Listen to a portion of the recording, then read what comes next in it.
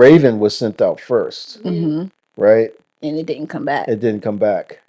And I don't know if you all had this thought, because I want to get back to the plant thing. I'm not trying to evade it. No, you're good. But I think it ties in because I was like, okay, what's up with this Raven though? Right. I mean, with this dude, he's like, I'm out. I called it a dude. I don't know what it was, guy, gal, I don't, whatever. What's a female Raven? Raven? A girl Raven. How about that?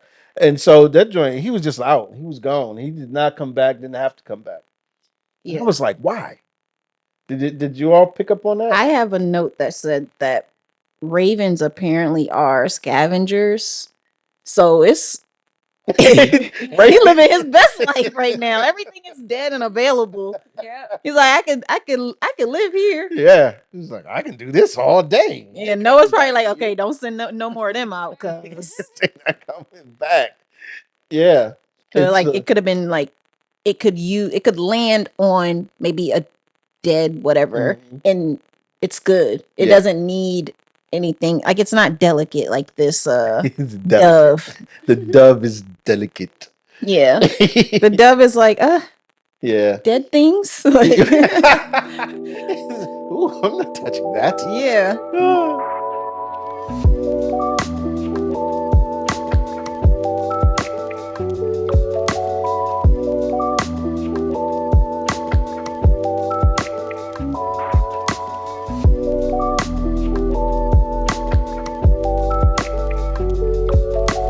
Well, good day, Gen Xers, Gen Yers, Gen Zers. We're so glad to have you here with us on this next installment of Generational Scriptures as we walk you through. Forget it. What is going on, my peoples? I thought you were about to do a little plug of like as we walk you through. I was into it. Really? No. I was. I actually was. I was like, oh, he's about to do like a little like tagline for us about what we do in general here. Yeah, I was thinking about it, but I couldn't do it no more. I like podcasts that have like, oh, we're this and we come here every day to do this. Well, not every day, but all right. We can do that. So what do we come here every day to do? Dig deeper into scripture. There we go. Oh man! All right, one chapter at a time. In whatever order. I like that. I was saying whatever order we feel like doing. That's the tagline. I don't want you to feel like we're gonna go actually in order. We're just one chapter at a time, though. So you just made up our tagline. We dig deeper into scripture, one chapter at a time, in whatever order we feel like going. I like that actually. Like seriously. Let's put that on the bottom of our thing. Yeah. That's what we do. It is. It is what we do. We started in end of Genesis. We did the end of Genesis first. And then we took a little foray into Ruth, Jonah. Now we're back in the beginning of Genesis. We have not touched anything in the New Testament yet. I think that should be next. I think that should be next. In the New Testament. You think so? I think so. But maybe should it be after we finish all of Genesis, or I don't know. So I've heard this said, that if you can get someone to understand Genesis 1 through 11, that provides a framework for you to understand the rest of Scripture. Yeah, but there's so much drama in the rest of it. There is. I want the stories again. I'm with you because I was like, maybe we should bring Genesis 12 into this. But it's the start of the next thing when you get there. And then how far do we go? Because we did 37 through 50. So we were basically on Israel, right? And Joseph, Israel and his sons. We got to go back to see the drama, how we got here. Hey, stay tuned. Yeah. And whatever order we want to do. Yeah. In whatever order we want to do. That's what you'll get. But we thank you all for hanging out with us. Our Gen XYZers and XYZ Nation. You think I haven't done this before, but I have sort of. Oh man, we're supposed to do something here, and we are supposed to introduce ourselves. I am the latchkey one himself, repping Gen X, the former X-Man, Chris, all up in the area. This is what we do. And next to me, we have. I am Moya, the resident millennial. Dun, dun, dun, dun. And next to me is Jasmine, your microwaver. Yay, yay. And together we are Generational scriptures. All right. All right. So we got fancy, I know. right? I mean, because we got segments now, and I can say something like, you all know how we do. You know the segments we have. So we're going to get into our first segment where we talk to Miss Jasmine and she tells us her tea Yes. for this episode. Get ready for Jasmine's tea. And got a little sound effect. That is so cute. So our tea for this episode is coming from Genesis chapter 7. And it's again about symbolism. So it's kind of part 2 to symbolism last episode. Go watch that so that you can make that make sense. But it's about symbolism as it pertains to the flood. So the overall theme when it comes to the flood that I'm going to point out, and there's a lot of different things that we could go over, but the one that I'm going to isolate is destruction, right? That was the intent, is to rid the earth of all like living things, all mankind, everything. And if you go through Genesis chapter 7, verses 17 through 24, you see that highlighted very specifically. So I'm going to go through fairly quickly just to highlight those things, and then we'll get into it. So Genesis chapter 7, verses 17 through 24. The flood continued 40 days on the earth. The waters increased and bore up the ark, and it rose high above the earth. The waters prevailed and increased greatly on the earth, and the ark floated on the face of the waters. And the waters prevailed so mightily on the earth that all the high mountains under the whole heavens were covered. The waters prevailed above the mountains, covering them 15 cubits deep. And all flesh died that moved on earth. Birds, livestock, beasts, all swarming creatures that swarm on the earth, and all mankind. Everything on the dry land in whose nostrils was the breath of life died. He blotted out every living thing that was on the ground, man and animals and creeping things and birds of the heavens. They were blotted out from the earth. Only Noah was left, and those who were with him in the ark. And the waters prevailed on earth for 150 days. So destruction, right? And it sounds so negative. It sounds like such a bad thing. And up until now, we know that there was a lot of evil going on earth. And it was just steadily getting worse, exponentially getting worse, actually. If you go back, when I keep saying this, we went from disobedience to murder, and then everything just started to go from there. So God, because he was disappointed, he was disappointed and regretted all that had happened thus far. Did he say he regretted what he had created? I want to be specific. I don't want to mess that up. So let's chapter 5. Yeah.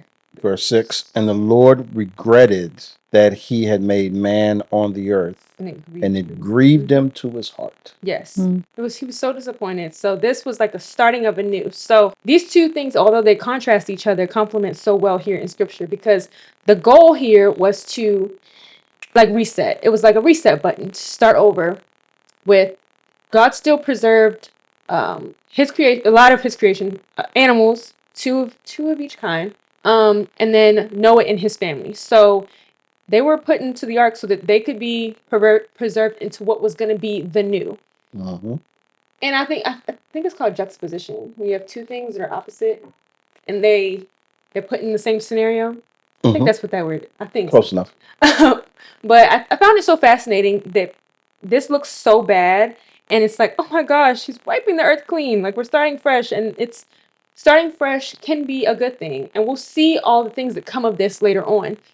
But I think it was very intentional, and it's spoken about so detailed in chapter 7 that this was a destruction of earth. A decreation was the word, like to undo what was done, to get rid of, to, like, and it says in here that all mankind died. There was nothing left. Like, everything below, everything that wasn't in the ark was wiped away. And again, as sad and as negative as that sounds, the goal was for there to be positive on the other side.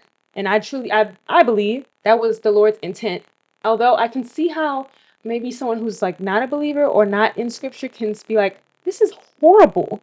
Who would do this? Why would the Lord do this? Especially after he specifically put these things on the earth and did all, he knew what was going to happen from the very beginning. So why?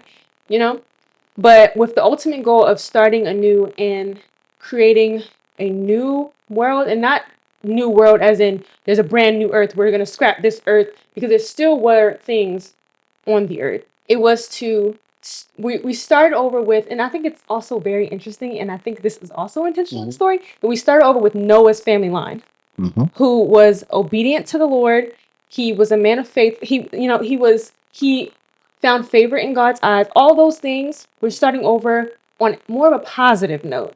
So again, although these things contrast, there was a ultimate plan and a positive outcome set forth in the future, that we're going to see.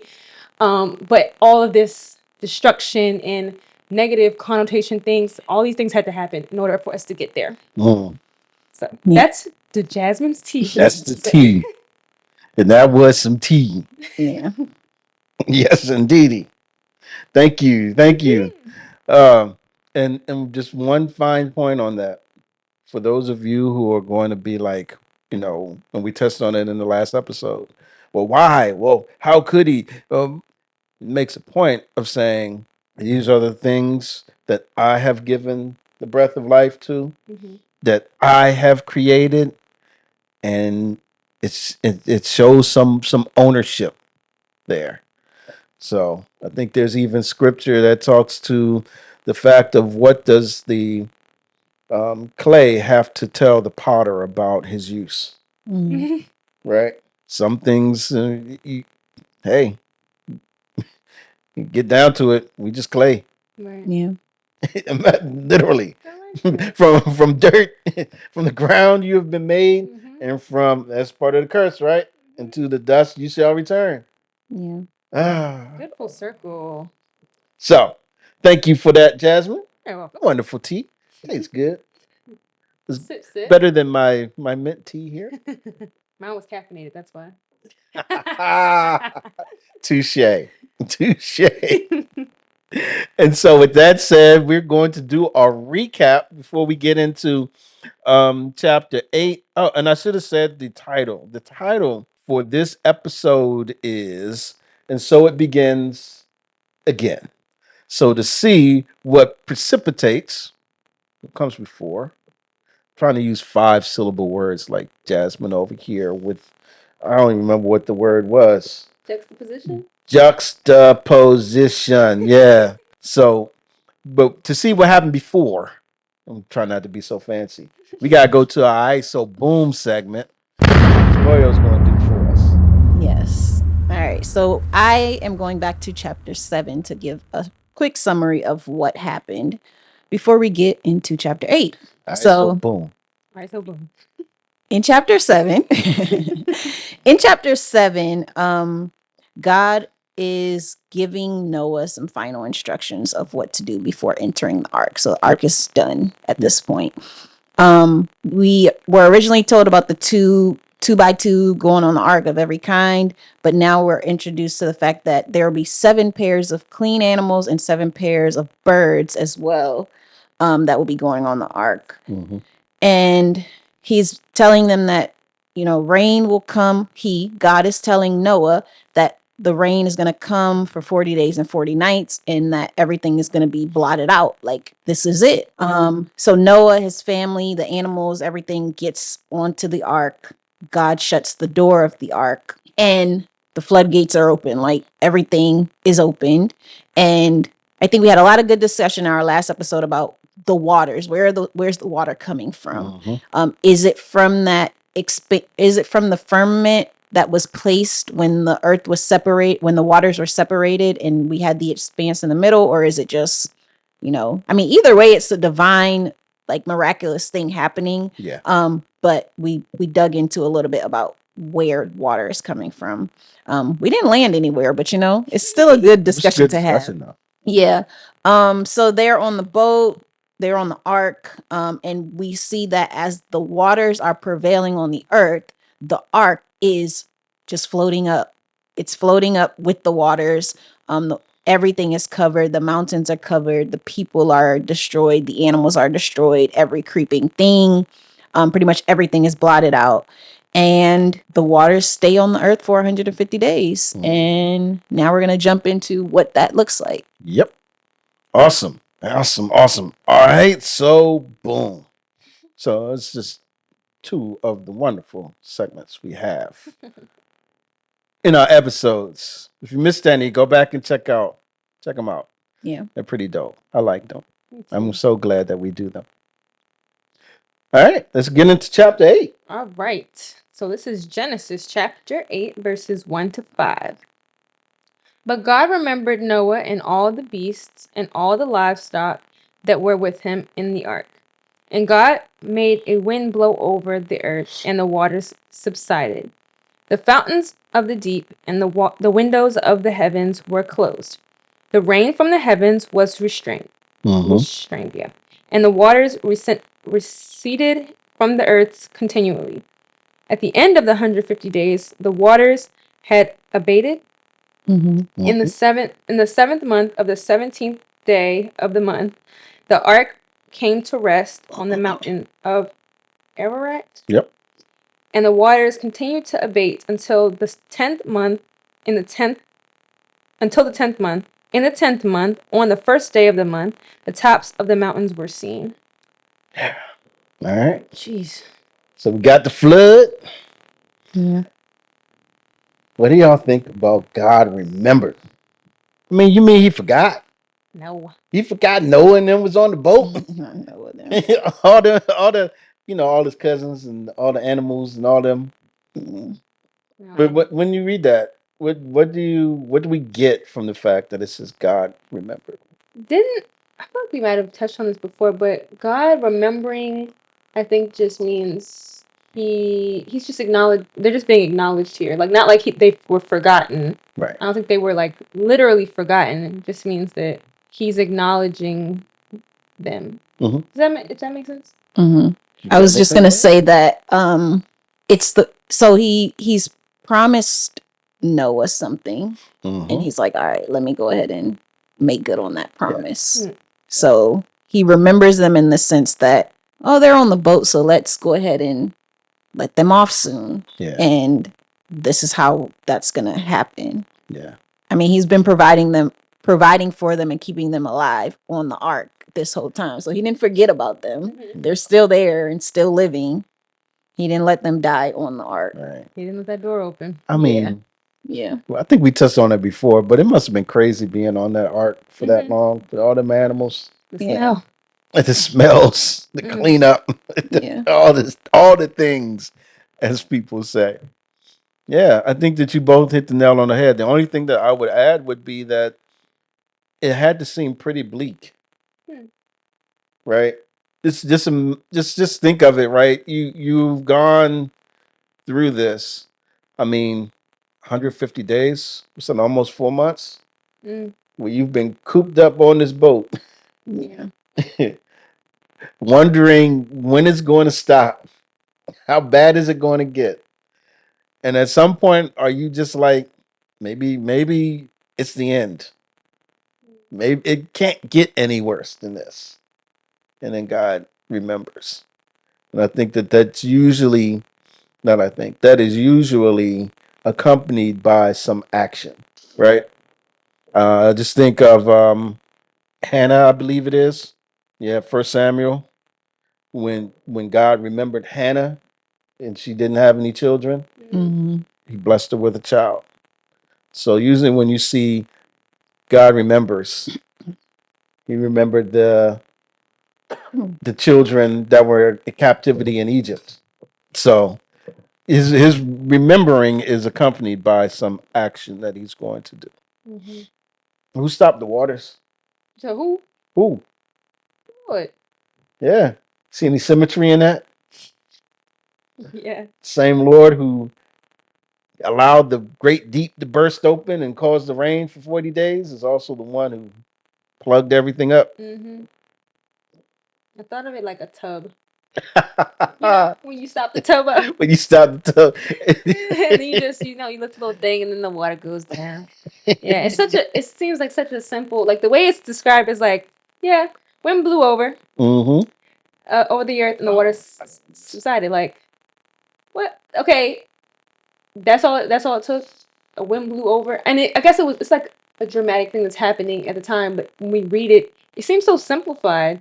But this is huge. That was a lot of water. Yeah. This is significant, but nothing's too heavy for God, Yeah.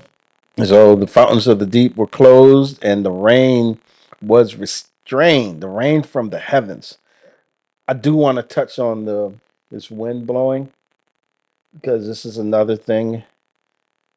I don't know if we'll get into it as much, but that took me back to the Genesis account because just as the Spirit hovered over the waters, the same word for wind is that same word for spirit.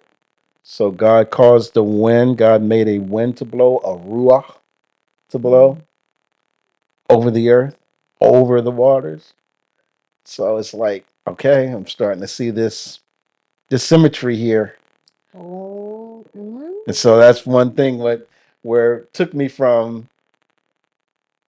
maybe it's not as figurative as I thought. Yeah, I'm with you on that. Oh man. We get another date. Yeah. Okay. Did y'all do what I did? I was like, I did. You was writing the dates out because I was like, okay, 7th month. That's July. July 17th. Oh God. Because I was doing that. I was like, okay, significant dates, and I was doing that even before because like the commentary that I listened to, he isolates that like those dates, like he puts emphasis on those dates when he reads them. And I was like, 17th day of this. Okay, so if we think about calendar year, right? And I guess it wasn't like that back then, but if we think about a timeline, we talking about okay, July 17th, and then 10th month, what is that, October? We're talking about October 1st. Like, but then I was thinking too, are these dates called out anywhere specifically? No, you're not going to see October 1st. You're not going to see February, whatever, July, whatever. I had to do it though. Yeah. No, I get it. And be careful because they don't have, I don't know if they have a calendar that lines up exactly with ours. Right. Obviously, July that we call now is going to be July that they called it, right? Based on their calendar and even in the Hebrew word. So, but I think the concept that you have is correct that there has been this elapse of months over time. And I have to admit, I cheated. I went and found a little chart that documents the dates of the flood and when things happen. I'll put that up so that people can see it. Yes. But yeah, it goes through, and we talked about from chapter 7. We've already talked about the flood for 40 days and the 7 days before when they got on the ark and the 150 days of the water bursting forth. And we see that it comes to fruition or completion rather in chapter 4 or 5, verse 4 or 5 of chapter 8, when it talks about the 150 days, just as you were mentioning. So yeah, I did some math and I actually cheated a little bit because I was like, all right, somebody's got to have this listed out. So yeah, and it's just a long time. It's just a long time. And what did we say happened to the ark? Am I jumping ahead here? No, I think. No, there it is. Ark, It's there. yeah, the ark is on a mountain. Yeah, it came to rest on the mountains of Ararat. So it's probably like a range, not just a specific mountain. It's probably just a range. I think we were talking about manifest. Can you imagine what it would be like if people could go and be like, ooh, the ark, I got a piece of it. We'd probably be worshiping it and doing all sorts of stuff with that ark.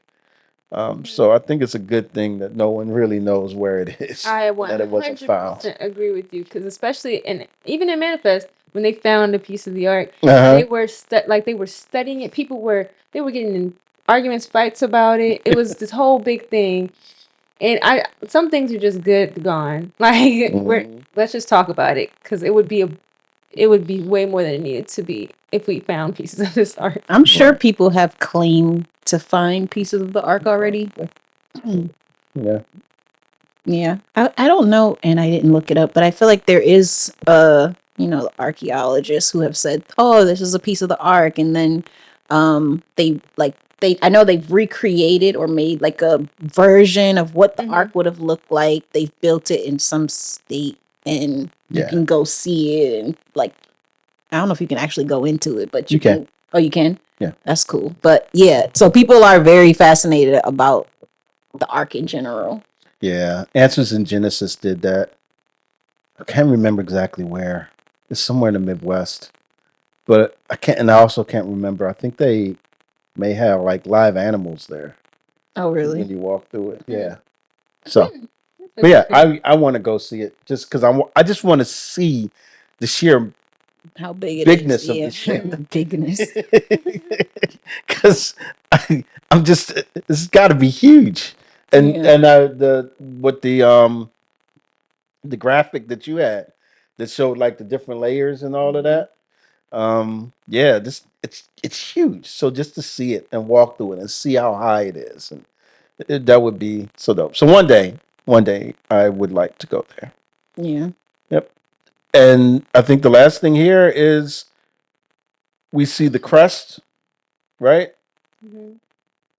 And then we start to see the waters recede, right?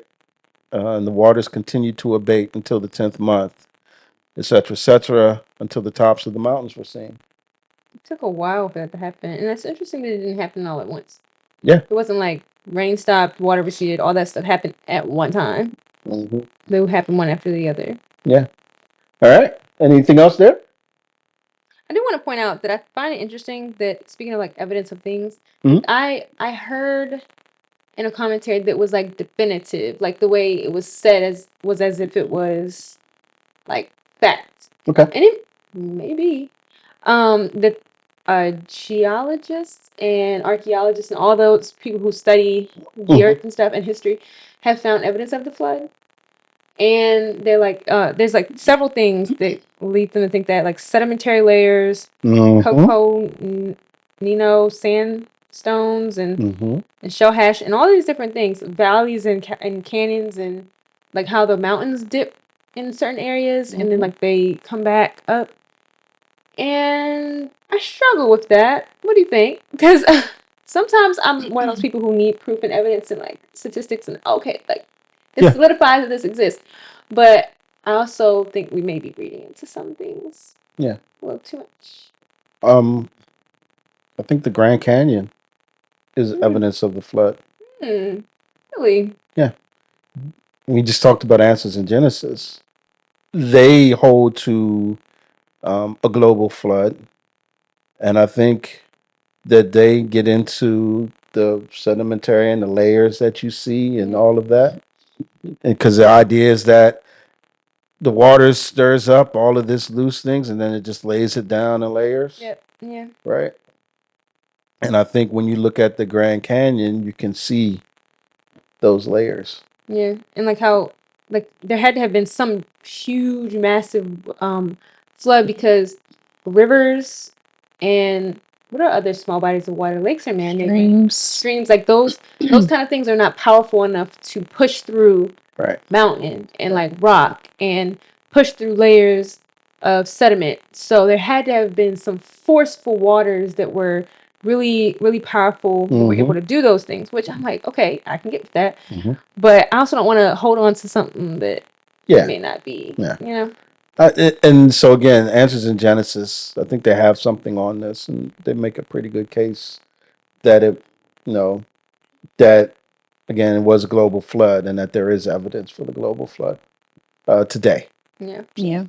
I read a while ago, probably years ago, about how the water in the flood is the reason why the dating of some things, like people will say things are billion years old, but they'll say that no, because of the water, things aged and look like they could have been there for billions of years, but that they probably haven't been there that long. So the flood kind of helps scientists date things better if you if you believe in God, if you believe in the flood, if you believe in all of those things. And it's like, yeah, both can be true, because the Bible would make it seem like the earth is not as old as what scientists might think. Right. Yeah. And then there are scientists who are like, no, it's because of the flood and because of all these different things that have happened in the Bible that things look a certain way. Right. But yeah, I don't know. I'm not one of those people that care that much. I'm like, look at Mario dropping some. I read it a long time ago and I was just like, well, okay. Like I don't believe that the earth is billions of years old either, but Yeah. if it is, it is. If it's not, it's not. Again, go back to Genesis 1. We talked about that, right? Day age versus old earther versus young earther. Yeah. Right? Day age versus 24-hour day. All right. Next up, Genesis chapter 8, verses 6 through 12. At the end of 40 days, Noah opened the window of the ark that he had made and sent forth a raven. It went to and fro until the waters were dried up from the earth. Then he sent forth a dove from him to see if the waters had subsided from the face of the ground.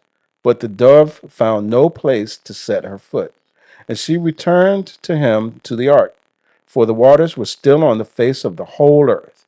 So he put out his hand and took her and brought her into the ark with him. He waited another 7 days, and again he sent forth the dove out of the ark. And the dove came back to him in the evening, and behold, in her mouth was a freshly plucked olive leaf. So Noah knew that the waters had subsided from the earth. Then he waited another 7 days and sent forth the dove, and she did not return to him anymore. Mm-hmm.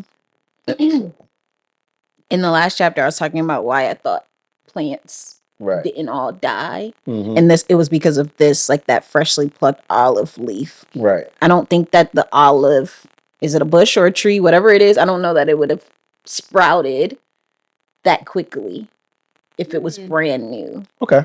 Yeah, and I read, I don't know where I stand on that yet. I read that it was like a young sapling type thing, like it had just sprouted and then found it and plucked it. So again, I don't know that I fall on either side. It could be that the plant life was still there, and it had just gone down enough where it could pluck it and bring it back. I'm not gonna. Do olives stomp my grow on feet that. trees or bushes? My question was, do olives grow in mountains? How far? I guess how far has the water receded? Right. Well, where's the bird flying? Right. The bird is not necessarily staying on the mountain. And yeah, and actually, I'm about to answer my own question because the raven was sent out 1st, right? And it didn't come back. It didn't come back. And I don't know if you all had this thought, because I want to get back to the plant thing. I'm not trying to evade it. No, you're good. But I think it ties in because I was like, okay, what's up with this raven though? Right. I mean, with this dude, he's like, I'm out. I called it a dude. I don't know what it was, guy, gal. I don't, whatever. What's a female raven? A bird, raven? a girl raven. How about that?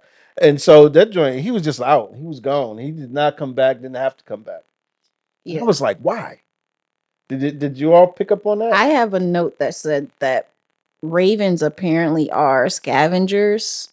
So it's he living his best life right now. Everything is dead and available. Yeah. He's like, I could live here. Yeah. He's like, I can do this all day. Yeah, Noah's probably like, okay, don't send no more of them out, because they're not coming back. Yeah. like it could have been like it could land on maybe a dead whatever, and it's good. It doesn't need anything. Like it's not delicate like this dove. The dove is delicate. Yeah. The dove is like, yeah, dead things. Like, ooh, I'm not touching that. Yeah. But I mean, it's a good point because I also read that the raven is an unclean bird.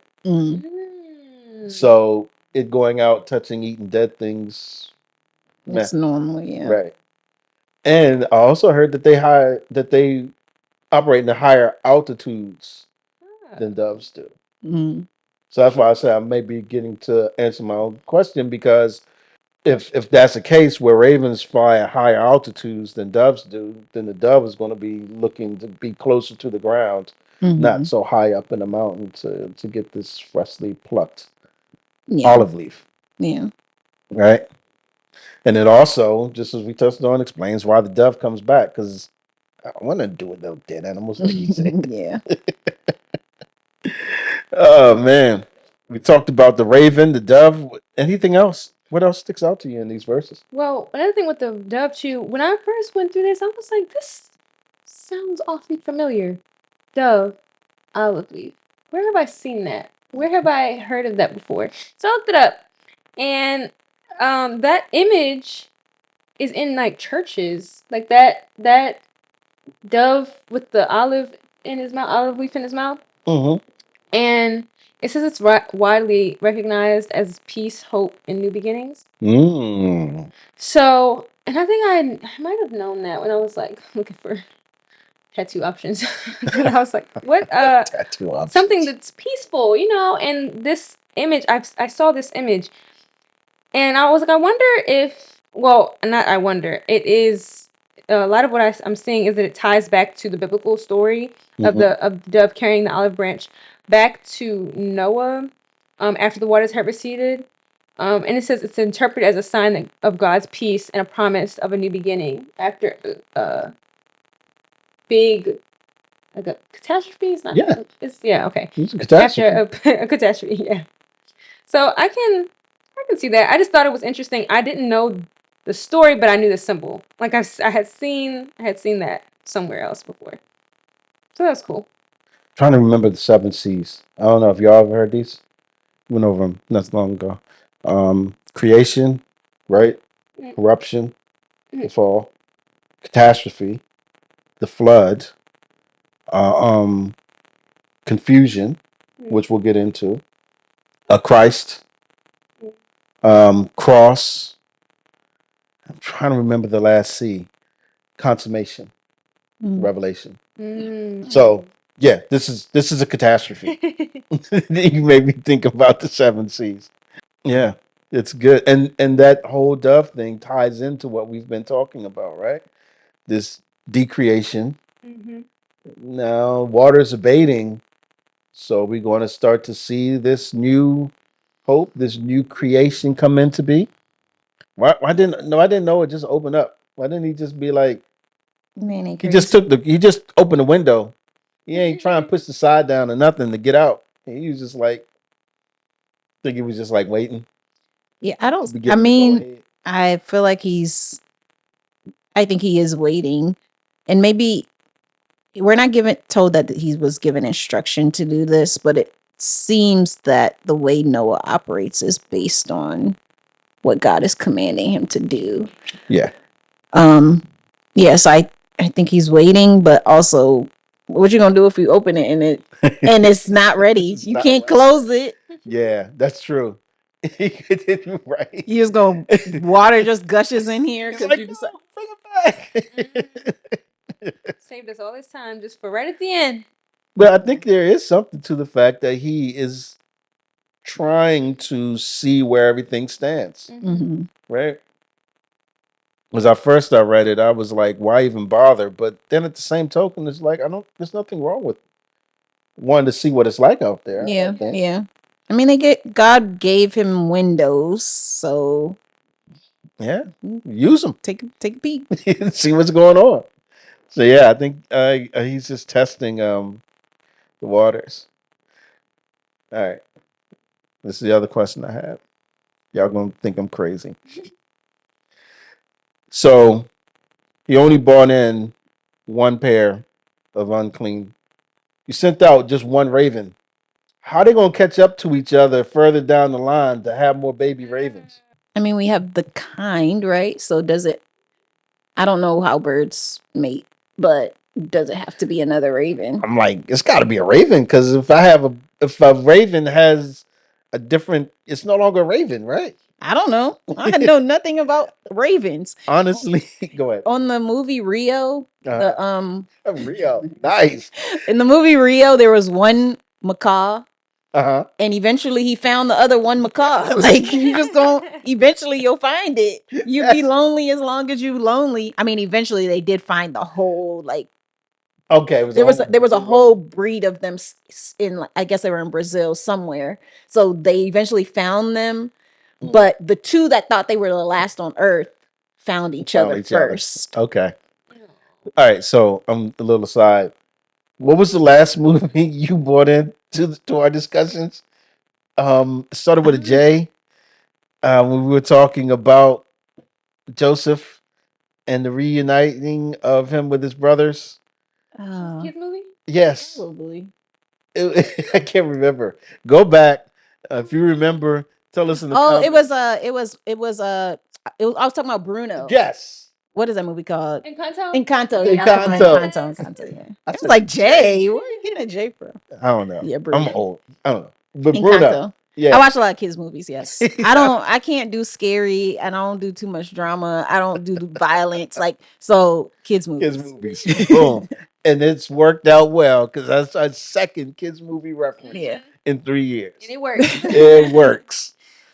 But and to your point, that's what I was thinking. I was like, all right, Chris, just chill. Because they're gonna find each other. Right? Yeah. It's Ravens today. So obviously they found each other. Yeah. The Lord gonna work it out where they just flying one day. You see them like flying, and they just fly by each other, and they look back. Like, wait a second, you're like me. Yeah. Come on, let's go. I like that. So I don't know, just weird thoughts that go through my Probably head. needed a break from the other one anyway. Like I'm not going back there. What? I catch her when she get out, or I catch him when he get out. Because the dove does the same thing. It's like eventually it's like, yeah, I'm not coming back. Yeah, They don't come back for their mate. Nothing. But I wasn't worried about them because there's 6 other pair. So I broke up one pair. I got 6 others. Yeah. But for the Raven, I was like, dude, there's only one other of you right now. Yeah. But like in Rio, the macaws found each other. The Ravens found each other. And maybe they had eggs already, you know. You figure They it out. could have. They They figure it could out. have. You guys said, okay, we got to talk about these order of events. I thought we was going to, But this was going to be the first thing. Okay, so let's talk. Okay, I think it's, okay, 9, yes. The dove found no place to set her foot. Yep. So she returned to him to the ark, right? Right. So the waters were still on the face of the horde. Okay, that makes sense. So he put out his hand and took her and brought her into the ark. Okay. He waited another 7 days and sent her out again. And she came back with the freshly plucked olive leaf. Yes. So he knew the waters had resided. Okay. Then he waited another 7 days and set forth the dove, and she did not return. So I was like, okay, just how you were talking about elevation and where the raven flies and then where the dove flies. The dove flies a little bit lower than the raven does, right? Right. So when I was like, okay, the raven didn't come back, the raven didn't necessarily have to come back because he was flying so far, like high enough. Maybe he was above the waters, just maybe, like high enough to where, okay, I can get around.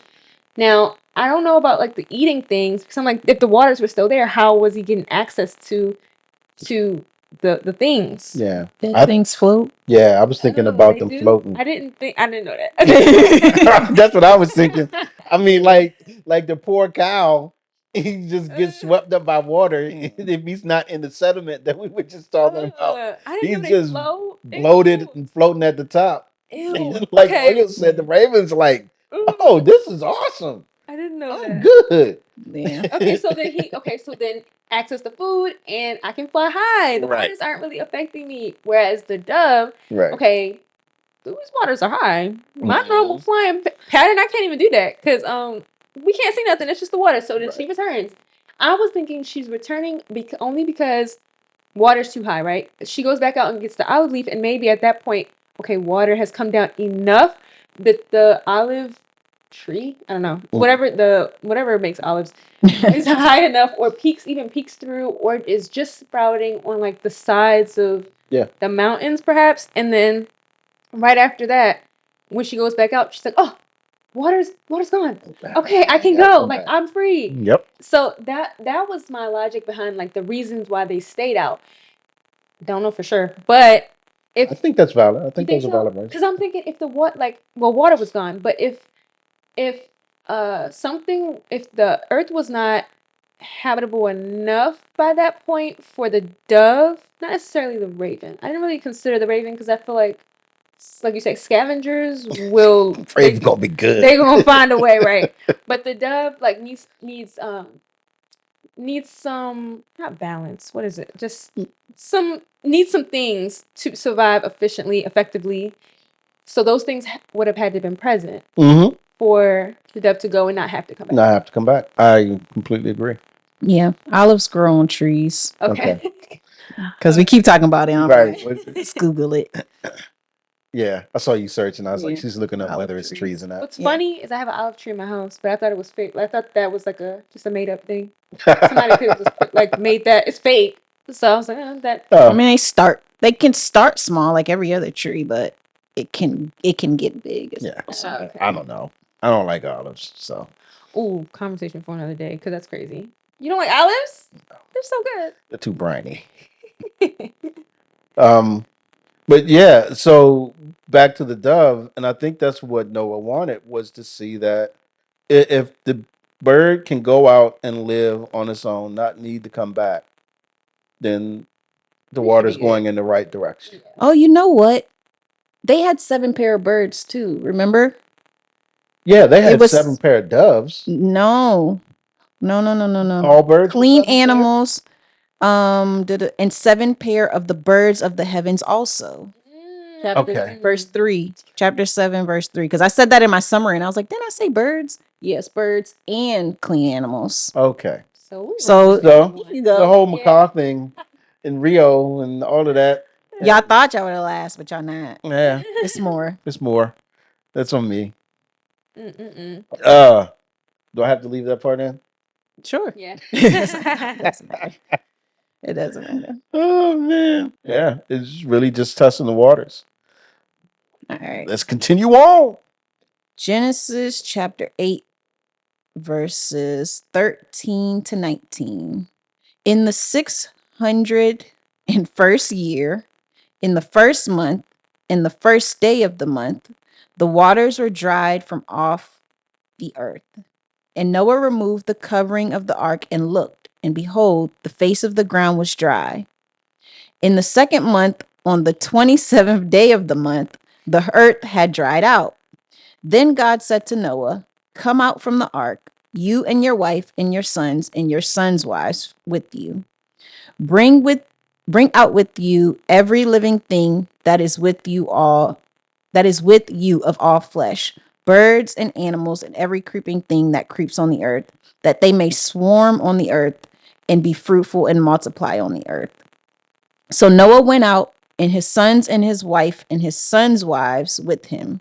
Every beast, every creeping thing, every bird, everything that moves on the earth went out by families from the ark. I don't think I noticed by families before. Yeah. I didn't notice that before. Yeah. Went out by families. So do they have families now? Or are the pairs the families? It's a good question. I thought the pairs were families. Because I think of like husband and wife as a family. But every other time we've talked about them, they've just been 2 by 2, 2 by 2, 2 by 2. Now we're talking about families. Wait, there was a reference before to families, I thought, when it came to the animals. Like, about them traveling, like maybe getting on the ark as families. I have to find that. I don't remember which chapter that was. I don't remember that. So let's see. Maybe not. I swear I thought I saw that. I'm about to look up the word family. I just did it. It's only right here, and then it has it in Exodus and other places, but not any other word. Nowhere else in Genesis is what I'm trying to say. Look that up. This book. I did a Bible word. I highlighted the word on what's this logos, and then I That's what I did. searched. Look at us. All right, hold on. But yeah, it's Miss Booker talking about family. Interesting. Yeah, really. So I don't know how the grouping works, but I would still imagine. I don't know, and I don't know. Because it It could says be that that they had families, kids. I would say it says this families is extended family, and they don't use that for Noah. Noah and his people leave out the way they came in, but then the animals are leaving out as families. Yeah. And now you want them to swarm. The Mhm. word is swarm, not be fruitful and multiply, because maybe they are already doing that, but they're, hold on, let's read the exact wording. It says, swarm the earth and be fruitful and multiply on the earth. Mm-hmm. But remember, in Genesis 1, the word swarm is there as well. This will be what it's for. Waters, there's sprout vegetation. Okay, the lights. So he talks about the water swarming, let the water swarm with swarms of living creatures, and let the birds fly above the earth across the expanse. But the animals are not swarming, the people are not swarming, we're just being fruitful and multiplying. Right. So things had swarmed on the earth earlier because they populated the earth. They had already been fruitful and multiplied. Yeah. So in verse 21 of chapter 1 of Genesis, so God created the great sea creatures and every living creature that moves, with which the waters swarm, according to their kinds, and every winged bird according to its kind, and God saw that it was good. So you're right, when we saw it before, it was just talking about water animals. Mm-hmm. Now we're talking land animals, but I think the meaning is still the same. That just wants them to swarm, be all over the place. Now, in terms of families, don't know. I don't know whether they had baby things or not. Again, one of those things that doesn't necessarily matter, but it's interesting that they use that word there. That's for the animals. I like it when we think alike. I do. I really do. It lets me know I'm not crazy. Yeah. I kind of thought this kind of takes us back to the plant thing. When it says every beast, every creeping thing, every bird, everything that moves on the earth went out by families, right? Mm-hmm. I wonder why the Lord was like, hey, why he wasn't like, hey, pluck some of those apples and pull some of these things up from the root and take them with you. I guess because the ultimate plan is like these things will be replenished and they'll grow again like later. Yeah, and I think that gives credence to something we talked about last chapter, when the last episode, which is maybe the plants weren't all destroyed. Yeah. Maybe there's enough there where they can grow after their kind, right? They did take of every kind of plant, though. They took plant. I thought they just took plant so that they could feed the animals and themselves, but not like to grow them. Yeah. Not with the intent to like. I didn't think it was to grow them. I didn't think so either. But I thought it was just for food, to eat. Right? So, in order, and what would they have done with it? Planted where? No, I'm saying after you get off the ark. If it was food for you and sustained you on the ark, they didn't eat everything because they didn't know how long they had. I don't know how they got as much as they needed on that thing. Yeah, that's the thing, and that's they're not just feeding themselves; they're feeding every animal. Yeah, and that's the point. The point is, it's enough, and it's either multiplying or you had enough that it sustains you for this entire period, and you didn't eat every last drop before the door was open. Like, oh, today is the day we're getting off. Like you're not doing that. Like there's still gonna be food left over. I would assume. So if I have an apple, I have an apple. Whether the trees are there or not, there's always a way that God can sustain them, right? So we don't get told that he's gonna replant every plant, but we do get the idea that they took plants onto the boat or onto the ark, so you could essentially plant those things, the things that have seeds, things that like there's some plants where you can cut off a leaf and create a whole new one out of it. There's plants that you need the seeds to create a new one. Like you don't need the roots necessarily, you just need some component of it. I'm not a plant girly, but you know. So in my mind, the Lord would have said, "Hey Noah, don't you eat everything you take on there. But why would he say that? We don't even some of every kind that I need to that we're going to use. We're not given instruction on how much food, right, or any of that. So I don't think it had to be specified. And that's what I'm wondering, right? We were given specification on the animals, Yes. the creeping things, and all that's coming on. We weren't given specification for the plants that and all of that was brought on, except to say that it was for food. Mm-hmm. So it's like, if the Lord gave specification for what He wanted to have come out on the other side, would He not have done that to make sure that the plants that He wanted available on the other side as well? I think I need to read the wording for the food, because it was for food. Yes, they're plants. And when you come off the ark, is it still not for food? Yeah, but they're gonna eat it. They gonna eat every drop of food. Also, verse 21 of Genesis 6, also take with you every sort of food that is eaten and store it up. It shall serve as food for you and for them. It doesn't say on the ark. Yeah, but it's food. Yeah, it's food. So are you saying like they'll get off the ark and like an apple will fall and it would? It could.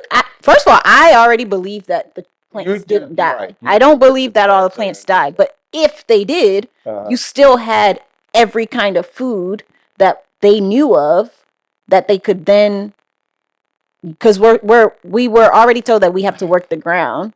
So I think that there's the idea that you could potentially plant those things. There's so much supernatural stuff going on. Yeah, it is. I'm like, all right, I take an apple. I take 100 bushels of apples.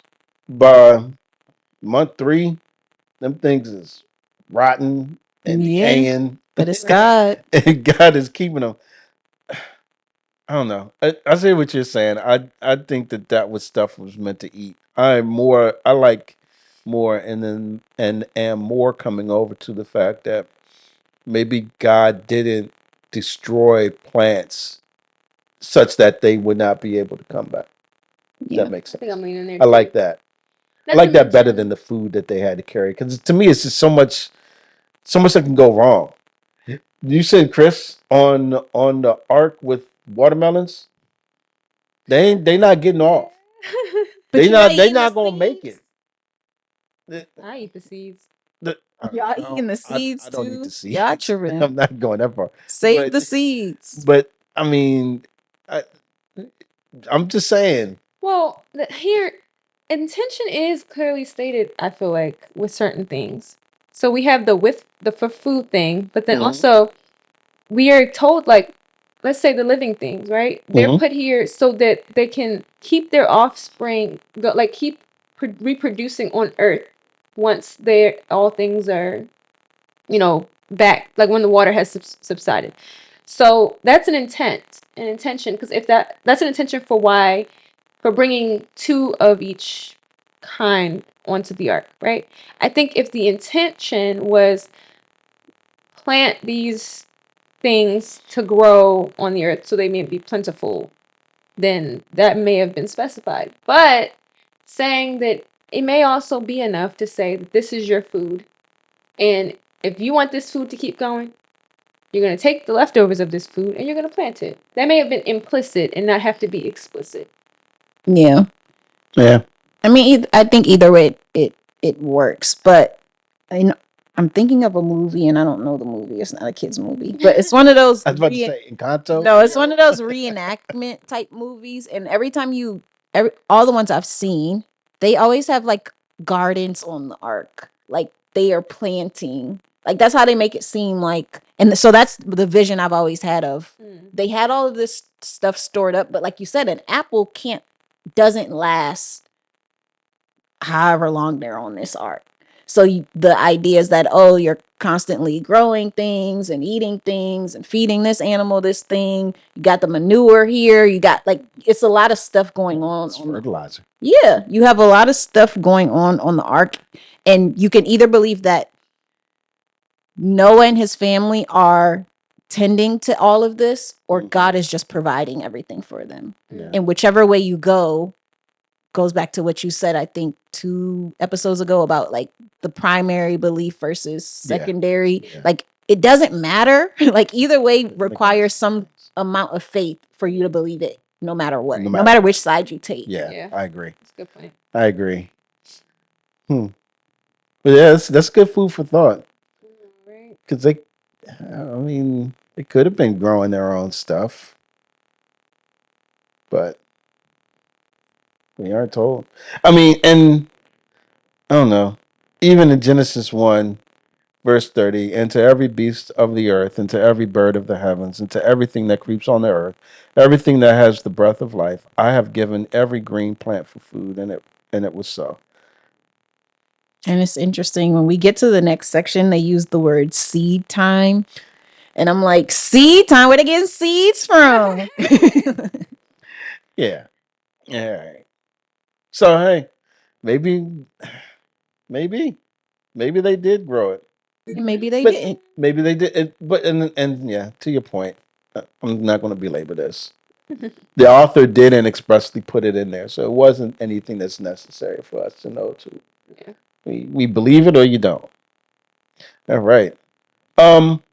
So we are now in the 601st year.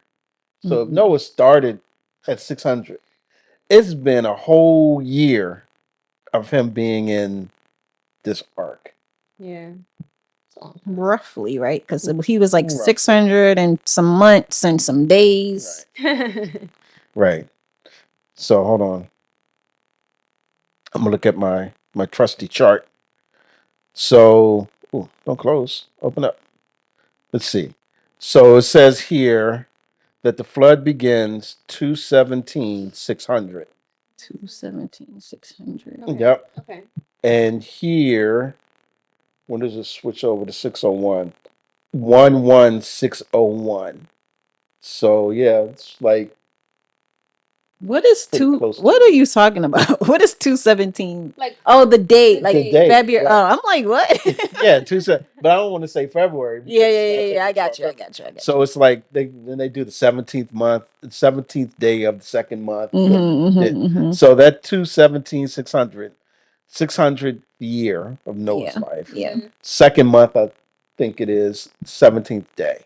And then when it says the earth dries, Noah eventually removes the covering of the ark. It says here it's the first day of the month of the year 601. So yeah, pretty close. If we think of a year 12, 10, 11, however many months they had, I guess we should look that up, or I should. Pretty close to an entire year. May not be exact. Yeah. Right? But he's not out yet. He's just uncovered the ark by the time we get to verse 13. So it's been a minute. It has been a minute. Do you, and we've already pointed to it, but do you all, like me, see the ties back to Genesis 1 in the way that all of this is being described? Yeah, I do. Because it's really just the wording for me, like the things that creep on the earth, and like let me go back. Be fruitful and multiply on the earth, and like terms like that. Like, we're just bringing it back full circle. It feels like it really feels like a reset button. Side note: I keep saying to my grandma, I think there's gonna be a reset button that happens. I'm like, I need to read Revelation, no S. I need to read that because I really like. I keep hearing people say that. Like, I feel like it's coming. It's coming. It's coming. There's gonna be like something, not a flood. He said he's not going to flood again. But there's going to be something that starts us over. And see, like, this was a very early reset because of all of the evil and things. But I really wonder if there's going to be something that does this all over again. It's I don't know. I'm curious to know whether that's like we're going to see it based on what's in like scripture. I know it's like just an aside, but yes, this just feels like a start over of what we were, or and again of what we saw in the beginning of Genesis. So it begins again. Yeah. Hopefully, now that makes sense now. Yeah, he's like, let's do this right this time. Let's Right. do this. Well, yeah, I was like, yeah, okay, I take that back. Let's do this. Let's try this again. Let's try this again. Let's try this again. And Revelation has a completely different connotation to it. Remember how we said here, it's not a full recreation, right? So he didn't have to make man from the dust. He didn't make beast from the dust. He didn't have to redo the sky and replace lights in the sky and all of that.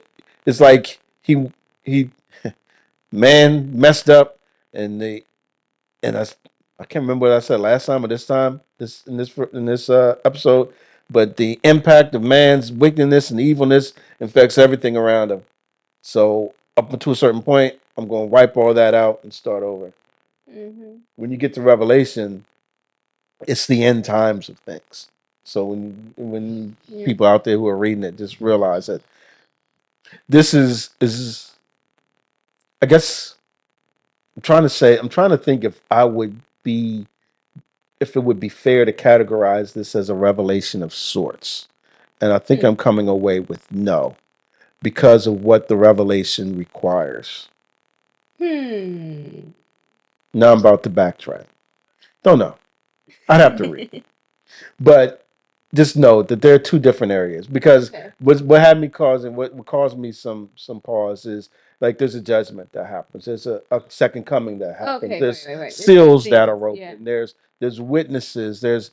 Before any of that happens, those who are in Christ are called up to meet him in the sky and called out of the graves, right? So in that sense, yeah, they're not anything alike. Yeah. But in the sense of something new, a new beginning, new heavens and new earth, right? In a sense, it is like that. I'm interested to know if it's gonna take that too, because this was not, like you said, it didn't. All those things didn't transpire here. It was kind of just like, okay, this is getting out of hand. We're gonna start this over. Yeah. And again, I need to read it, but I don't know if that's to come for us, just like this has gotten too far kind of thing, or if all those other things are gonna happen. Like, I have to, like I said, I have to read it and read it in context to understand what that looks like, and and to see the differences. Because like I said, I haven't read it. I just have heard references to it out in life. All right, that's our next one. The Revelation. No. Just too far from y'all. That's it. Yeah, that got to be our final season 20 years from now. Yeah. Oh man. So yeah, I definitely see that tie. And again, decreation, recreation. We already touched on that. And they finally get off the ark, but they don't get off until the Lord tells them. So the Lord told them to go in. Lord tells them to leave.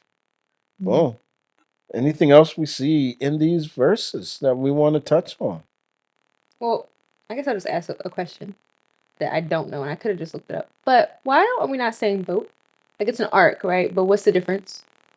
One thing I read that I found interesting, and I didn't dig too deep on it, is that ark used here is also the same term that's used to talk about the basket that Moses floated in on the Nile when his mother, well, I think it was his mother, put him in because they were trying to get rid of all the babies. Yeah.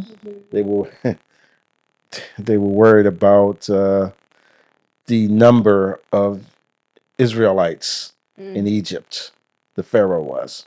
So I think there's some connotation which gets us back to the escape, the salvation, the way to make it through the waters of difficult times. That's tied there. Okay. Yeah, is that what do you think? I was thinking more Ark of the Covenant, but I don't know enough about it right now to like it has to do with salvation and like people who not believe in it, but like I don't know. I don't know enough about it to give a clear answer.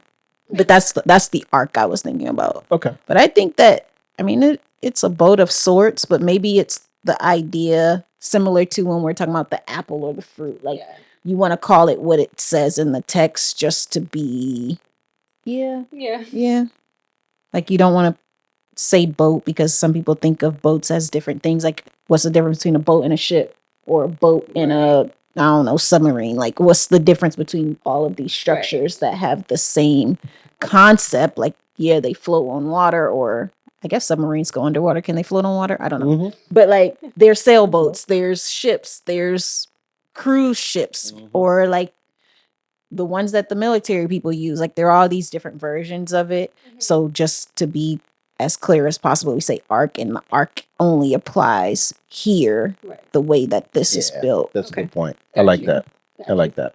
The last thing I'll say is there's this running theme of Noah's obedience.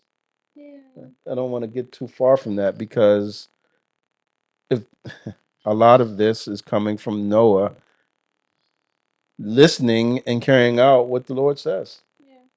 All of it. If he said, "Nah, I'm staying," or didn't do something he was commanded to do, then this would have a different outcome. Genesis chapter 8, verses 20 to 22. Wait, I thought are you about to read it? That's mine. Is it? Yes. I got excited. I labeled them in different colors, so I'm like, this one is mine. That's mine. Yes. Okay. Genesis chapter 8, verses 20 to 22. Then Noah built an altar to the Lord and took some of every clean animal and some of every clean bird and offered burnt offerings on the altar. And when the Lord smelled the pleasing aroma, the Lord said in his heart, I will never again curse the ground because of man, for the intentions of man's heart is evil from his youth. Neither will I ever strike down every living creature as I have done. While the earth remains, seed time and harvest, cold and heat, summer and winter, day and night shall not cease. All right. That is a promise, ain't it? Ain't it? Woo. Man. So what's the first thing Noah does? Built an altar. Again, how did he learn it? We don't know. He just knows what to do. He just knows what to build. And what to build. And we also get some of the reason, I don't even want to say some of, we get the reason behind the 7 pairs of clean, I think. And 7 pairs of birds. I want to make sure I remember that from now on. Yeah. Versus the unclean, just 1 pair. Yeah. Right? It's interesting because they say clean birds, but we just had 7 birds in general earlier. Yes. And I think that's what I got caught up on. Because of the raven. Because of the clean birds here. Right. Mm-hmm. And until you made me focus in on, all birds, 7 pairs of all birds with it. Yeah. But here, again, we get this idea of there are clean things and unclean things. Mm-hmm. And we talked about in the last episode, how does he know which is which? Yeah. Somehow he knows. It's been handed down. Yeah. Yeah. And what is the Lord's response? This is y'all word again. Anthropomorphism? Yeah, like he's smelling. It's touching his heart. Like, He's smelling. Or setting his heart, rather. Yeah. This promise is reassuring as thinking like in noun times. Okay, we know that this specific outline of things isn't going to happen again. Yeah. It also makes my curious mind go like, wonder what's going to happen then. Right. So hold on. I don't want to breeze past the smelling because this was a pleasing aroma, right? It was. I guess I'll use anthropomorphism. It made him. It was something that's made him feel good, right? Made the Lord like, they're worshiping me, right? Yeah. That's how I think of it. Something about that it didn't sit right with me. What do you mean? Exactly what you said. That exact thing and I guess it's just based on how things were back then. Mhm. The burning of like the offerings, that Mhm. being a pleasing aroma, Yeah. and making him feel like they're worshiping me, like that is such a foreign. I guess it's just a foreign concept, so it's hard for me to wrap my mind around. Yeah. It sounds like it just sounds. The fact that for something to be pleasing, I feel like something's got to be burnt I up. think, but I feel like when you walk past somewhere and they're cooking, and you be like, "Ooh," like that's the yeah. image that that they're trying to portray, because we don't know how else to explain it. But that's what I think about. Like, Yeah. you walk past somebody frying some fish, and you're like, "Ooh, I could go for that." Or you smell somebody barbecuing, and you're like, There we go. "I could go for that." I thought of that initially, but I was like, no, that cannot be where we're going here. Like, that cannot be the, like, how God is, like, how it's actually happening. I'm thinking, like, it smells bad. Like, you're cooking, like, you killed something, and now you're lighting it on fire. And I guess it's not necessarily, that's not necessarily what we have here, but when I think That's of what you what that think of. smells like, I'm like, that stinks. Or like that, when I think of burnt offerings, or like burnt animals, I'm not thinking, my mind didn't go to cooking here, like what that smell, like a pleasing smell, because I'm like, what did that look like, preparing offerings look like then? Oh, it was a bloody mess. Right. So it's just hard for me to think of that as like a pleasing thing. But if it's pleasing to God, hey, who am I to question? Yeah. But I think it's the imagery for us. So it's so that we can get a picture of what that looks like. But it sounds like your picture is like, ugh. Yeah. Right. But you eat meat. I know. It's But- hard to wrap my mind around. And I don't think that, right, we talked anthropomorphism. I don't think that it's meant to really be indicative of the smell, or it's more of the symbol and what this offering represents Okay.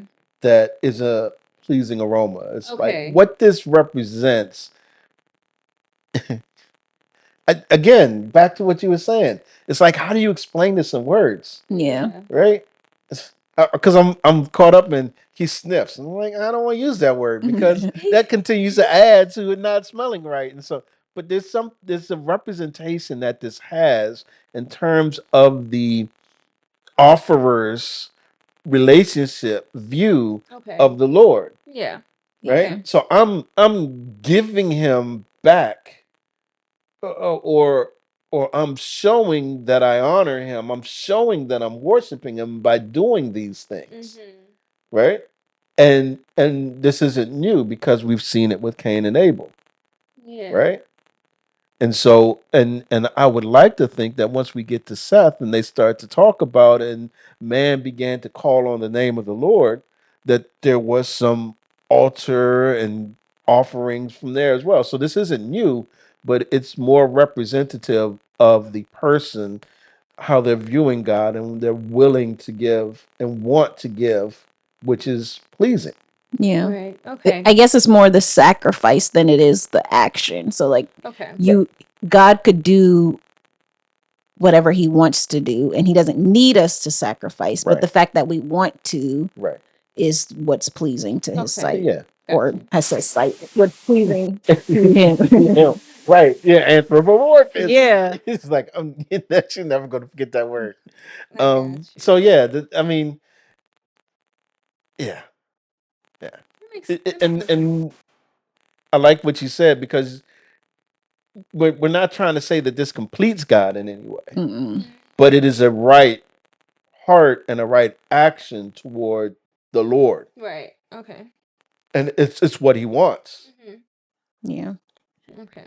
And when we get into the New Testament, it's also one of the things that sets Israel apart from everybody surrounding them. Because now, not only is it just altar and offerings, now there are set times for offering. There are set types of offering. There's a sin offering, right? There are 3 feasts where I bring offering to be to be given to the Lord, right? There's an offering that's made when I go from being unclean to clean that I need to make because the Lord has blessed me such that I go. So this is what the Lord desires. And we have to remember that the reason that the Lord desires this is because of the fall. And a lot of people go back to the skins that were given to Adam and Eve were part of the first offering. Right. I believe we even said that in Mhm. Genesis chapter 1. So,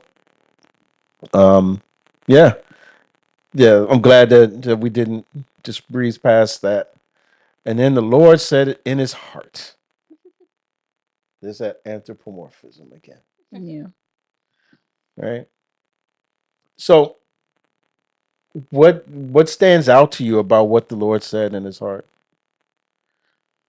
What stood out to me is that all of this happened and we picked Noah and his family because they're righteous. But Yep. then God says that the intentions of man's heart is evil. Still, like, yeah, I wiped out all the people, but man is gonna be evil.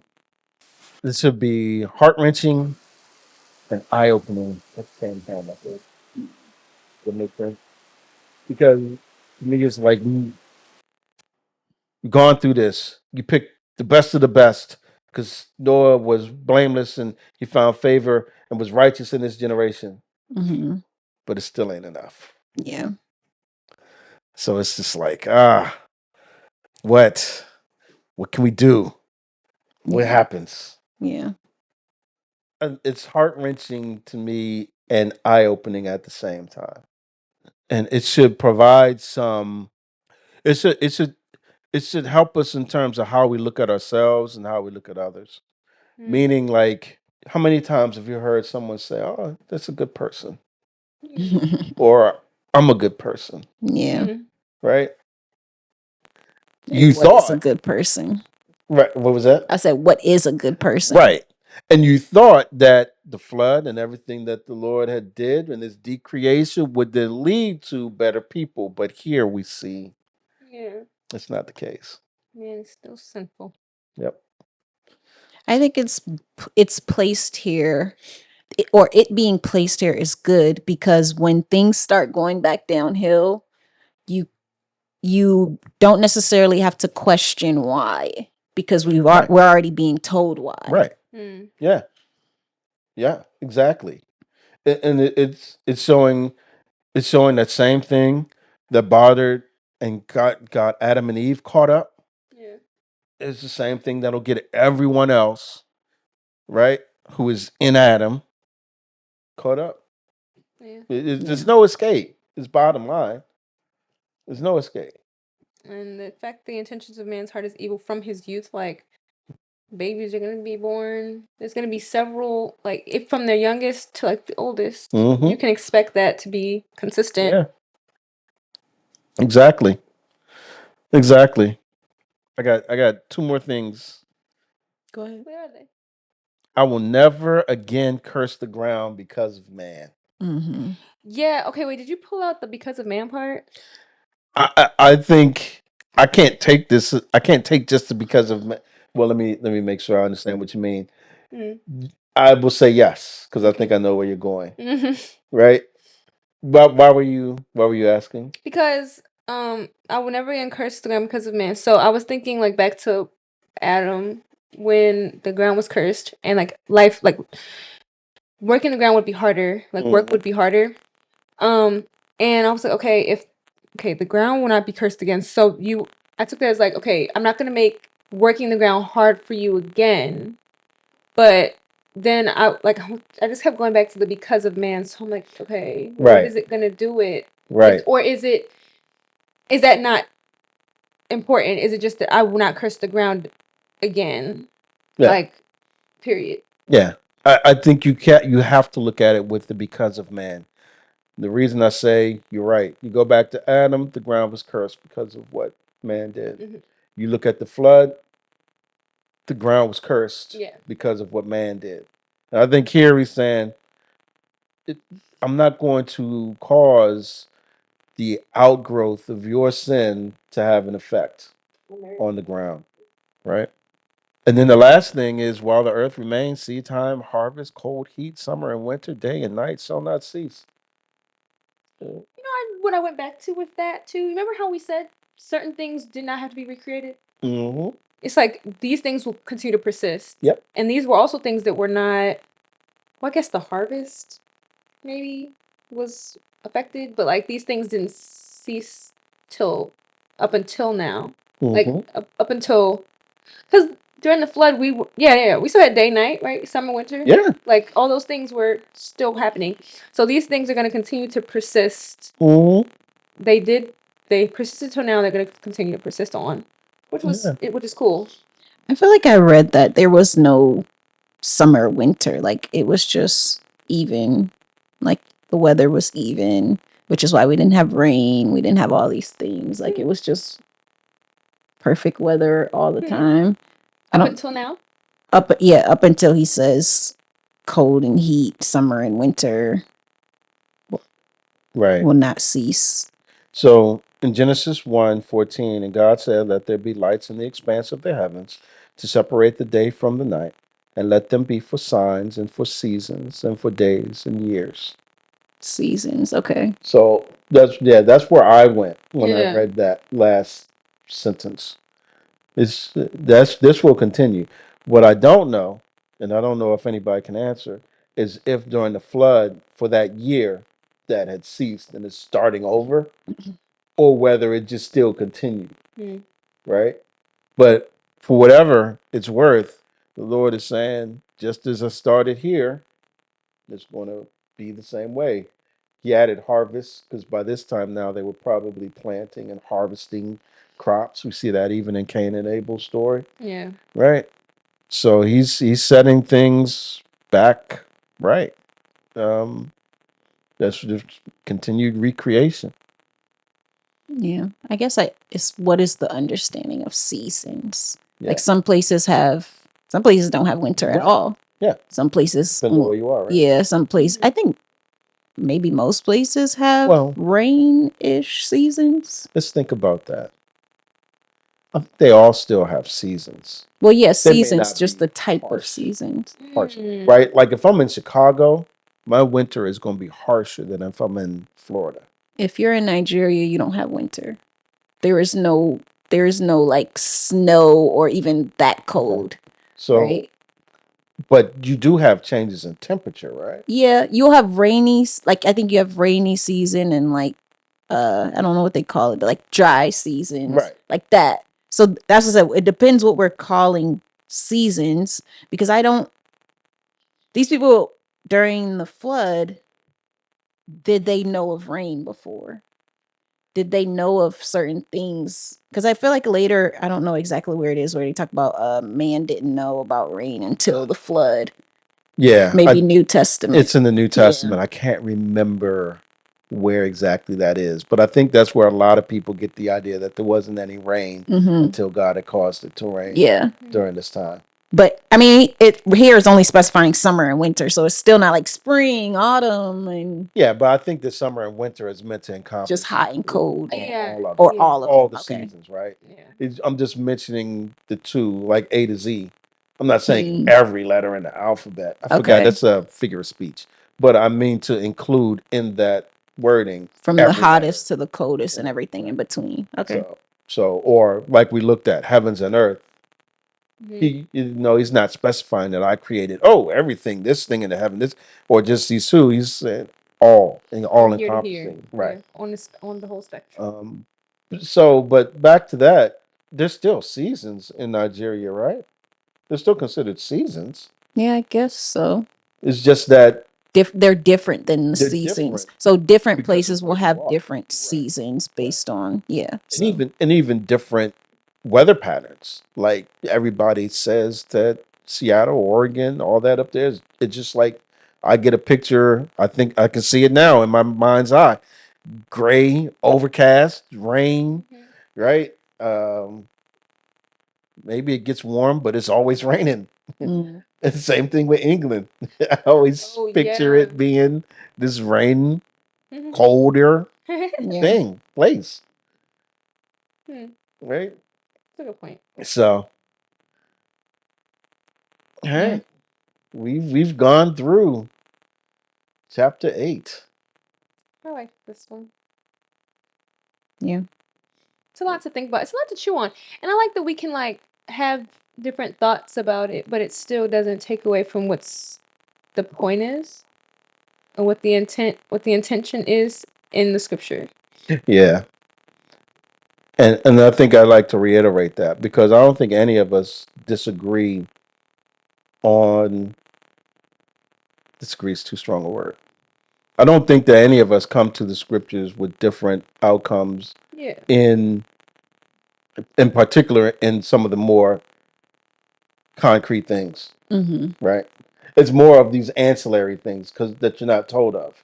Yeah. Yeah. What happened to the plants? Were they there? Did they not come? Right? Yeah. Did they grow stuff? Yeah. Those are things that when you read it, it's like, yeah, that would be cool to know. But if I don't know, right, to your point, Moyo, okay, Doesn't Yeah. change anything. they were still on the boat. God still preserved them on the boat. Yeah. God still told them when to get off. Yeah. The flood still happened. It was still a year and some change. Mm-hmm. All that's true. But, you know, the plants, if Chris would have ate all the watermelon, meh, who cares? They're nice things to talk about, but we are in agreement more so, I think, than in having differing views of things. Yeah. I think so too. So okay, and with that said, right, one thing that I know we all agree on is what Christ does. So as we've looked at these past 2 chapters, basically we've seen a picture of Christ. We've seen a newness of life that you can only get in Christ, and we've seen the state of destruction that comes from not being in Christ, and Christ being the one that can get you through. So I guess all we want to say and continue to say on this podcast is believe. Believe in Jesus, believe in who he is, who he says he is. And you too can have a new birthday like the rest of us. Any questions, please reach out. Believe Christ in his death, his burial, and resurrection. And if you do, you're saved. If you do, you are now numbered among those who escape. And you're just like Noah coming out on the other side of the catastrophe of sin, of what's waiting for those who are not in Christ. So I don't know if we can say it enough. So we just encourage you to believe on Christ, to believe in Christ, and believe he is who he says he is. All right. Yeah. Anything else? Like, subscribe, share, comment. Check us out on the other areas. We're on TikTok, Instagram, Spotify. Yeah. Yeah. Apple. Apple, YouTube. YouTube. All the So places. all the places. Check us out. We appreciate you hanging in there. Thanks again. We will see you all next time. Yep. Deuces. Bye.